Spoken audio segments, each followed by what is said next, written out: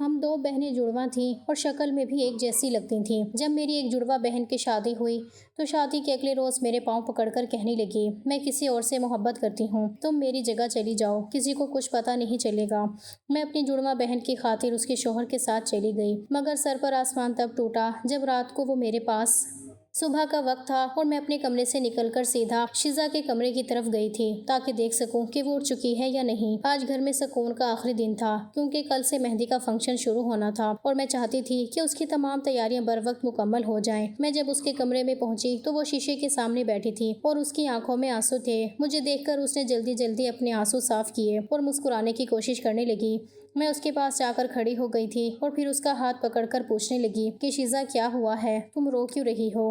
میرے پوچھنے پر وہ کہنے لگی کہ نہیں شفا، میں رو نہیں رہی تھی، یہ تو بس آنکھ میں کچھ چلا گیا تھا۔ میں اسے بچپن سے جانتی تھی اس لیے مجھے پتا تھا کہ وہ جھوٹ بول رہی ہے۔ میں نے اسے گلے لگایا اور کہا کہ پاگل مت بنو، مجھے پتا ہے کہ تم گھر چھوڑ کر جانے کے خیال سے اداس ہو رہی ہو، لیکن یہ تو سب لڑکیوں کے ساتھ ہوتا ہے۔ اصلان بھائی بہت اچھے انسان ہیں، وہ تمہیں بہت خوش رکھیں گے۔ شیزا نے کوئی جواب نہیں دیا تھا اور بس خاموشی سے اپنی الماری سے کپڑے نکالنے لگی تھی۔ ابھی میں اسے مزید کچھ کہنے ہی والی تھی کہ کچن سے امی کی آواز آئی، شفا بیٹی ذرا ادھر تو آؤ۔ میں شیزا کو وہیں چھوڑ کر کچن میں پہنچی تو امی وہاں گلاب جامن بنا رہی تھیں۔ کچن میں شیرے کی میٹھی خوشبو پھیلی ہوئی تھی۔ امی کے ماتھے پر پسینہ تھا مگر ان کے چہرے پر ایک ایسی خوشی تھی جو میں نے پہلے کبھی نہیں دیکھی تھی۔ مجھے پتا تھا کہ ہم مالی طور پر اتنے مضبوط نہیں ہیں اور امی یہ گلاب جامن اس لیے گھر میں بنا رہی تھیں کہ کل جب مہندی پر لڑکے والے آئیں تو ہم انہیں اپنے ہاتھ کی بنی مٹھائی پیش کر سکیں، کیونکہ بازار سے مٹھائی لانا ہمارے لیے بہت مہنگا پڑ جانا تھا۔ بیٹا اچھا ہوا کہ تم آ گئی ہو، ذرا میرے ساتھ جلدی جلدی یہ گلاب جامن بنا لو، اس کے بعد ہمیں اور بھی بہت سارے کام کرنے ہیں، مہمانوں کے بستر نکالنے ہیں اور گھر کی صفائی بھی دیکھنی ہے۔ میں نے امی کا ہاتھ بٹانا شروع کر دیا تھا مگر میرا دماغ ابھی بھی شیزا کی ان سرخ آنکھوں میں اٹکا ہوا تھا۔ میں نے امی سے کہا کہ امی شیزا کچھ اداس لگ رہی ہے، کیا آپ نے اس سے بات کی ہے؟ امی نے ایک گہری سانس لی اور مسکراتے ہوئے بولی کہ شفا وہ تو صرف جدائی کا ڈر ہے، جب انسان اپنے ماں باپ کا گھر چھوڑتا ہے تو ایسے ہی دل بھر آتا ہے، تم دیکھنا شادی کے بعد وہ وہاں جا کر بالکل ٹھیک ہو جائے گی۔ امی کی باتوں سے مجھے تھوڑی تسلی تو ہوئی تھی مگر میرا دل ابھی بھی ماننے کو تیار نہیں تھا۔ تھوڑی دیر بعد ارسلان بھائی اور ابا گھر آئے تو ان کے ہاتھوں میں بہت سارے تھیلے تھے۔ ابا کے چہرے پر تھکن تو تھی مگر وہ مسکرا رہے تھے۔ انہوں نے صحن میں رک کر پکارا کہ شیزا بیٹی دیکھو میں تمہارے لیے کیا لایا ہوں۔ شیزا اپنے کمرے سے باہر آئی تو ابا نے اسے ایک نیا جوڑا دکھایا جو انہوں نے خاص طور پر اس کے لیے خریدا تھا۔ شیزا نے وہ جوڑا پکڑ لیا تھا اور ابا کے گلے لگ کر رونے لگی تھی۔ ابا کہنے لگے کہ میری بچی اب تو رونے کا وقت نہیں ہے، اب تو خوش ہونے کا وقت ہے۔ دوپہر کے وقت بھابھی بھی بازار سے واپس آ گئی تھی۔ بھابھی نے آتے ہی کام سنبھال لیے تھے اور مجھ سے کہنے لگی کہ شفا تم جا کر آرام کرو، میں اور امی باقی کام دیکھ لیں گے۔ میں دوبارہ شیزا کے کمرے میں گئی تو وہ بستر پر لیٹی دیوار کو گھور رہی تھی۔ میں اس کے پاس جا کر بیٹھ گئی تھی۔ شیزا دیکھو سب کتنے خوش ہیں، تمہاری شادی کے لیے ابا نے کتنی محنت کی ہے اور امی نے تو اپنے ہاتھ کے کڑے تک بیچ دیے تاکہ تمہارے زیور بن سکیں۔ شیزا نے تڑپ کر میری طرف دیکھا اور کہا کہ شفا کاش یہ سب اتنا آسان ہوتا جتنا تم سمجھ رہی ہو۔ میں نے حیرت سے پوچھا کہ کیا مطلب ہے تمہارا، کیا تم کسی مشکل میں ہو؟ مگر اس نے فوراً اپنی بات بدلی اور کہنے لگی کہ نہیں، میرا مطلب یہ ہے کہ اتنے اخراجات ہو گئے ہیں، ابا پر کتنا بوجھ پڑ گیا ہے۔ میں اسے سمجھانے لگی تھی کہ ابا یہ سب خوشی سے کر رہے ہیں، تم بس خوش رہا کرو۔ شام کو جب مہندی کی تیاریوں کے لیے محلے کی لڑکیاں جمع ہوئیں تو گھر کا ماحول بالکل بدل گیا تھا۔ اسی دوران میں نے دیکھا کہ شیزا صحن کے کونے میں کھڑی کسی سے فون پر بات کر رہی تھی۔ اس کا لہجہ بہت دھیما تھا اور وہ بار بار پیچھے مڑ کر دیکھ رہی تھی جیسے اسے ڈر ہو کہ کوئی اسے دیکھ نہ لے۔ جب میں اس کے قریب پہنچی تو اس نے جلدی سے فون کاٹ دیا اور گھبرا کر مجھے دیکھنے لگی۔ میں نے پوچھا کہ کس کا فون تھا تو وہ کہنے لگی کہ کسی سہیلی کا تھا، مبارکباد دینے کے لیے فون کیا تھا۔ مجھے اس کی بات سچ نہیں لگی تھی کیونکہ اس کے چہرے پر خوشی کے بجائے ایک عجیب سا تناؤ تھا، مگر اس وقت مہمانوں کا اتنا رش تھا کہ میں اس سے مزید کچھ نہیں پوچھ سکی تھی۔ رات کو جب سب لوگ سو گئے تو میں نے محسوس کیا کہ شیزا اپنے بستر پر کروٹیں بدل رہی ہے۔ میں نے دھیمی آواز میں اسے پکارا تو وہ چونک گئی۔ میں نے پوچھا کہ شیزا تمہیں نیند نہیں آ رہی کیا؟ وہ کہنے لگی کہ نہیں شفا، بس کل کی فکر ہے کہ سب کچھ ٹھیک سے ہو جائے گا۔ میں نے اس کا ہاتھ تھاما اور کہا کہ سب ٹھیک ہوگا، اصلان بہت سلجھے ہوئے انسان ہیں، وہ تمہارا بہت خیال رکھیں گے۔ شیزا نے میرا ہاتھ زور سے دبایا اور کچھ کہنے لگی کہ پھر خاموش ہو گئی۔ اس کی خاموشی میں کوئی بہت بڑی بات چھپی تھی جو وہ کہنا چاہتی تھی مگر کہہ نہیں پا رہی تھی۔ میں نے سوچا کہ شاید وہ تھکی ہوئی ہے، اس لیے میں نے اسے سونے کا کہہ دیا اور خود بھی آنکھیں موند لی، مگر میرے دل میں ایک عجیب سی بے چینی تھی جو مجھے بار بار یہ کہہ رہی تھی کہ کچھ تو ایسا ہے جو ہم سب کی نظروں سے اوجھل ہے۔ اگلے دن مہندی کا فنکشن شروع ہوا تو گھر میں پیر رکھنے کی جگہ نہیں تھی۔ امی نے وہ گلاب جامن ایک بڑی پرانت میں سجا کر رکھے تھے اور ہر آنے والے مہمان امی کی ہاتھ کے بنے گلاب جامن کی تعریف کر رہا تھا۔ ابا فخر سے سب کو دیکھ رہے تھے۔ لڑکے والے جب مہندی لے کر آئے تو ازلان کی بہنیں اور بھابیاں بہت شور مچا رہی تھیں۔ وہ شیزا کے لیے بہت خوبصورت جوڑا اور مٹھائیاں لائی تھیں۔ میں نے جب ازلان کو دیکھا تو وہ واقعی بہت باوقار انسان لگ رہے تھے۔ وہ ابا سے بہت تمیز سے مل رہے تھے۔ مجھے خوشی ہوئی کہ میری بہن ایک اچھے گھر جا رہی ہے، مگر جب میں نے شیزا کی طرف دیکھا تو وہ بالکل خاموش تھی۔ اس کے ہاتھوں پر مہندی لگائی جا رہی تھی مگر اس کی نظریں اپنے موبائل فون پر لگی ہوئی تھیں، جیسے وہ کسی خاص پیغام کا انتظار کر رہی ہو۔ مہندی کی تقریب ختم ہوئی تو سب مہمان اپنے اپنے گھروں کو چلے گئے۔ امی اور ابا تھک کر چور ہو چکے تھے اور میں بھی شیزا کو کمرے میں لے گئی تھی تاکہ وہ تھوڑی دیر آرام کر سکے۔ اس وقت اس کے چہرے پر ایک عجیب سا کرب تھا، جیسے وہ کسی بہت بڑے فیصلے کے دہانے پر کھڑی ہو۔ میں اسے سوتا دیکھ کر باہر آ گئی تھی تاکہ امی کی مدد کر سکوں، مگر میرے ذہن میں بار بار شیزا کا اداس چہرہ گھوم رہا تھا۔ شادی والے دن کی صبح بہت مصروف تھی۔ پارلر والی لڑکی گھر ہی آ گئی تھی تاکہ دلہن کو تیار کر سکے۔ شیزا جب تیار ہو کر آئی تو وہ بہت خوبصورت لگ رہی تھی، مگر اس کی آنکھوں کی اداسی میک اپ کے پیچھے بھی نہیں چھپ سکی تھی۔ بارات آئی تو ہم سب نے بہت دھوم دھام سے بارات کا استقبال کیا تھا۔ نکاح کے وقت جب مولوی صاحب نے شیزا سے پوچھا تو وہ چند لمحے خاموش رہی تھی۔ مجھے لگا شاید اسے شرم آ رہی ہے، مگر اس کی خاموشی اتنی طویل تھی کہ سب ایک دوسرے کو دیکھنے لگے۔ پھر اس نے بہت دھیمی آواز میں قبول ہے کہہ دیا۔ رخصتی کے وقت جب وہ ابا کے گلے لگی تو اس کی سسکیاں پورے گھر میں سنائی دے رہی تھیں۔ ابا نے روتے ہوئے اسے رخصت کیا اور ازلان سے کہا کہ بیٹا میری بیٹی کا خیال رکھنا۔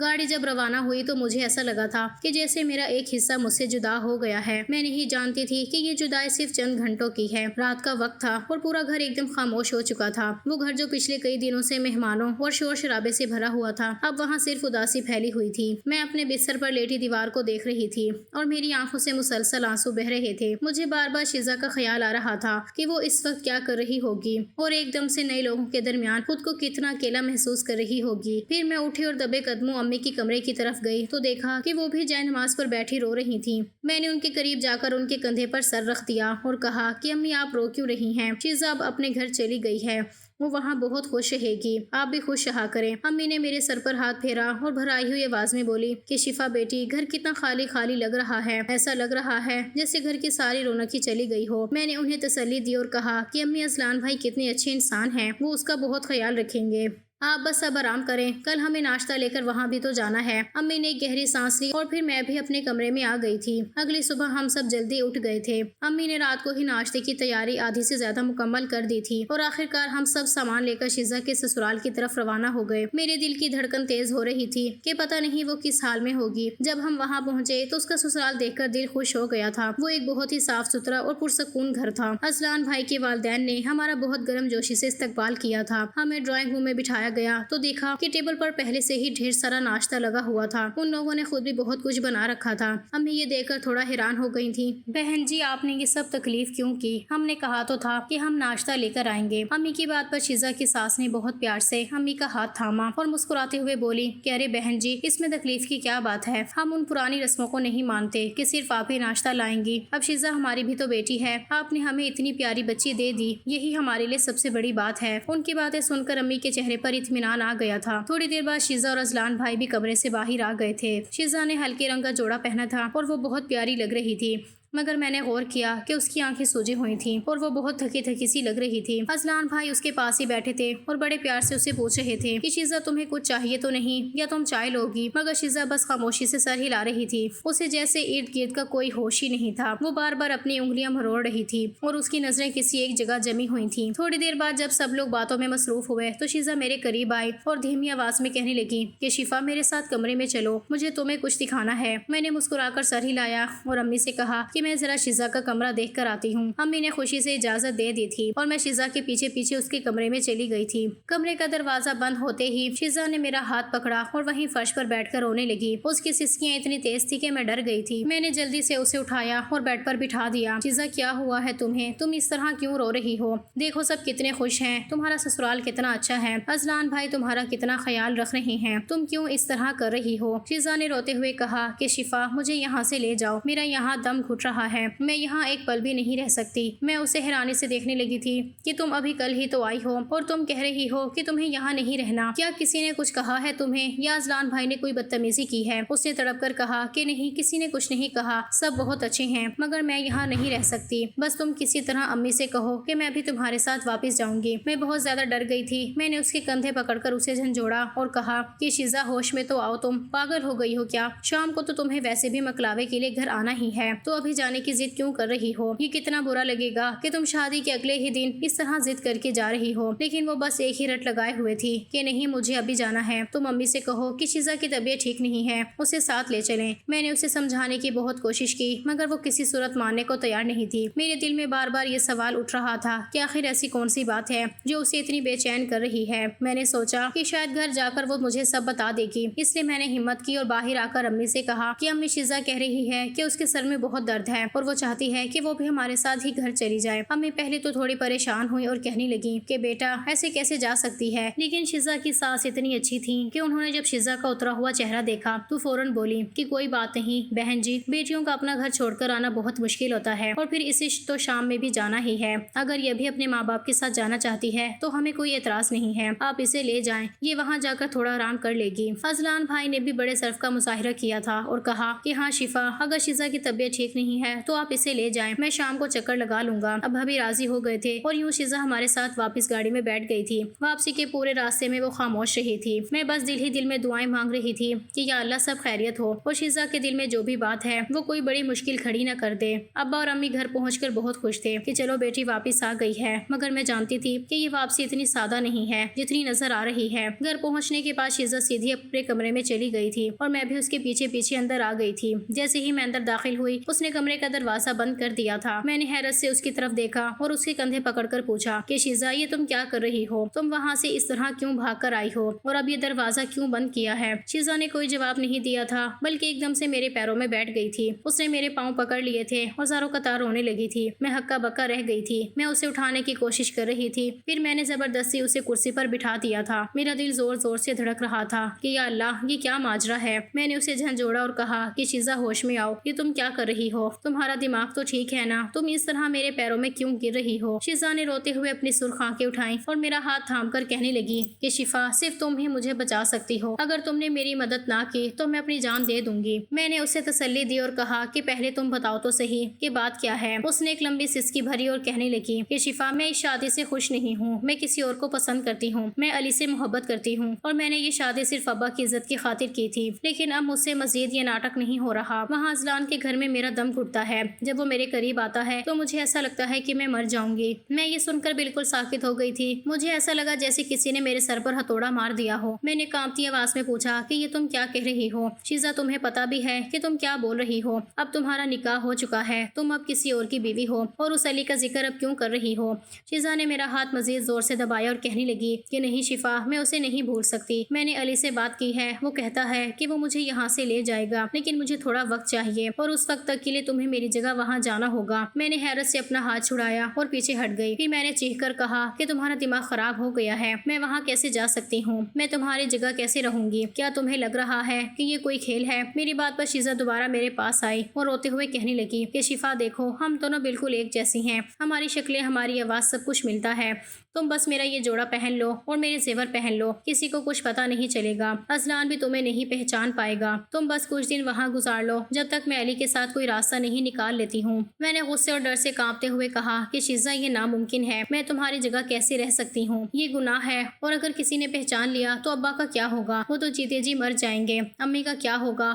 کیا تم نے ان کے بارے میں ایک بار بھی سوچا ہے؟ شیزا نے اپنی پریشانی میرے گھٹنوں پر رکھ دی تھی اور کہنے لگی کہ شفا اگر تم نہیں گئی تو میں ابھی زہر کھا لوں گی۔ کیا تم چاہتی ہو کہ ہمارے گھر سے میری ڈولی کے بعد اب میرا جنازہ نکلے؟ میں علی کے بغیر نہیں رہ سکتی۔ میں نے بہت کوشش کی کہ میں اذلان کو اپنا لوں، وہ بہت اچھا انسان ہے، بہت بہت عزت دیتا ہے، لیکن میرا دل نہیں مان رہا۔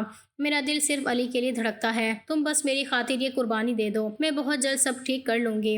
میں وہیں بیٹھ کر رونے لگی تھی۔ مجھے سمجھ نہیں آ رہا تھا کہ میں کیا کروں۔ ایک طرف میری بہن کی زندگی تھی اور دوسری طرف میرے خاندان کی عزت اور میرا اپنا دل۔ ٹھیک ہے، میں شام کو اصلان بھائی کے ساتھ چلی جاؤں گی، لیکن یاد رکھنا یہ صرف چند دنوں کی بات ہے، اس کے بعد تمہیں اپنی جگہ واپس آنا ہوگا۔ شیزا نے خوشی سے مجھے گلے لگا لیا تھا اور میرا شکریہ ادا کرنے لگی تھی، مگر میرا دل خون کے آنسو رو رہا تھا۔ مجھے ایسا لگ رہا تھا کہ میں کوئی بہت بڑی انہونی کی طرف قدم بڑھا رہی ہوں۔ شام ہونے لگی تو میری گھبراہٹ بڑھتی چلی گئی تھی۔ میں نے شیزا کا وہ بھاری سوٹ اور اس کے زیور پہنے، آئینے میں خود کو دیکھا تو مجھے اپنا عکس بھی اجنبی لگنے لگا تھا۔ میں شفا نہیں لگ رہی تھی، میں بالکل شیزا لگ رہی تھی۔ امی نے باہر سے آواز دی کہ شفا بیٹی ذرا دیکھنا، اصلان آ گیا ہے، شیزا کو تیار کر دو۔ امی کی بات پر شیزا نے میرا ہاتھ تھاما اور اشارے سے کہا کہ ڈرنا نہیں ہے، تم بالکل میری جیسی لگ رہی ہو۔ جب میں کمرے سے باہر نکلی تو ابا اور امی وہاں کھڑے تھے۔ ابا نے میرے سر پر ہاتھ رکھا اور ڈھیر ساری دعائیں دی۔ مجھے ایسا لگا تھا جیسے میں ان کے اعتماد کا گلا گھونٹ رہی ہوں۔ اصلان بھائی باہر کھڑے ارسلان بھائی سے باتیں کر رہے تھے۔ جب میں ان کے قریب پہنچی تو انہوں نے مسکرا کر میری طرف دیکھا اور کہا کہ چلے شیزا۔ میں نے کوئی جواب نہیں دیا تھا اور بس خاموشی سے سر جھکا لیا تھا۔ گاڑی میں بیٹھتے وقت میرے ہاتھ پاؤں ٹھنڈے ہو رہے تھے۔ اصلان بھائی نے گاڑی چلانا شروع کی تو وہ بہت خوش نظر آ رہے تھے۔ وہ رات سے بھر مجھ سے باتیں کرتے رہے تھے کہ شیزا تمہاری طبیعت اب کیسی ہے، کیا سر کا درد ٹھیک ہو گیا ہے، لیکن میں نے بس ہوں ہاں میں جواب دیا تھا۔ میرا دل اتنی زور سے دھڑک رہا تھا کہ مجھے لگا شاید اصلان بھائی کو اس کی آواز سنائی دے رہی ہوگی۔ گاڑی جب ان کے گھر کے سامنے رکی تو مجھے ایسا لگا جیسے میں کسی جیل کے سامنے آ کھڑی ہوں۔ اصلان بھائی نے پیار سے میرا ہاتھ تھاما اور کہا کہ اب ہم اپنے گھر آ گئے ہیں، پریشان مت ہو، میں تمہارا بہت خیال رکھوں گا۔ ان کے لہجے کی مٹھاس مجھے اندر ہی اندر کاٹ رہی تھی۔ میں سوچ رہی تھی کہ یہ شخص کتنا اچھا ہے اور ہم اس کے ساتھ کتنا بڑا دھوکہ کر رہے ہیں۔ جیسے ہی میں ان کے گھر کی دہلیز پر قدم رکھا مجھے محسوس ہوا کہ اب واپسی کا کوئی راستہ نہیں ہے۔ اب میں ایک ایسے امتحان میں داخل ہو چکی تھی جس کا انجام مجھے معلوم نہیں تھا۔ رات میں کمرے کے اندر کی خاموشی اتنی گہری تھی کہ مجھے اپنی سانسوں کی آواز بھی ہتھوڑوں کی طرح سنائی دے رہی تھی۔ میں بیٹھ کے کونے پر بالکل سمٹ کر بیٹھی تھی اور اپنے ہاتھوں کی پوروں کو اس قدر سختی سے بھیج رکھا تھا کہ وہ سفید پڑ گئی تھی۔ میرا پورا وجود پسینے میں شرابور تھا کہ اسی لمحے دروازہ کھلنے کی آواز آئی اور میرا دل جیسے حلق میں آ گیا۔ اصلان بھائی مسکراتے ہوئے کمرے میں داخل ہو گئے تھے۔ انہیں دیکھتے ہی میری سیٹی پیٹی گل ہو گئی تھی اور مجھے اپنی زندگی کا سب سے بڑا ڈر اپنے سامنے کھڑا نظر آنے لگا تھا۔ میں نے تو سوچا ہی نہیں تھا کہ یہاں اکیلے مجھے ان کا سامنا کرنا پڑے گا۔ پھر اصلان بھائی میرے قریب آئے اور میری حالت دیکھ کر دھیمے سے مسکرانے لگے۔ پھر انہوں نے بہت نرمی سے کہا کہ شیزا تم اس طرح کیوں بیٹھی ہو، آرام سے بیٹھ جاؤ، یہ تمہارا اپنا گھر ہے اور اب میں تمہارا شوہر ہوں اور تمہارے اس ڈر اور گھبراہٹ کی مجھے سمجھ نہیں آ رہی۔ میں نے کوئی جواب نہیں دیا تھا، بس ایک مصنوعی سی مسکراہٹ لانے کی کوشش کی تھی، مگر میری نظریں زمین میں گڑی ہوئی تھیں۔ وہ میرے لہجے کی خاموشی کو میری شرم و حیا سمجھ رہے تھے، لیکن انہیں کیا پتا تھا کہ ان کے سامنے ان کی بیوی نہیں بلکہ ایک ایسی لڑکی بیٹھی ہے جو اس وقت گناہ کے احساس سے مر رہی ہے۔ وہ تھوڑا اور قریب ہوئے تو میری ریڑھ کی ہڈی میں ایک سنسنی سی دوڑ گئی تھی۔ وہ بیڈ پر بالکل میرے ساتھ جڑ کر بیٹھ گئے تو میں بے اختیار تھوڑا پرے سرکنے لگی تھی۔ اصلان بھائی نے یہ محسوس کر لیا تھا اور پھر تھوڑی حیرت سے مجھے دیکھتے ہوئے میرا ہاتھ تھامنے کے لیے ہاتھ آگے بڑھایا تو میں نے جھٹکے سے اپنا ہاتھ پیچھے کر لیا اور بیڈ سے نیچے اترنے لگی۔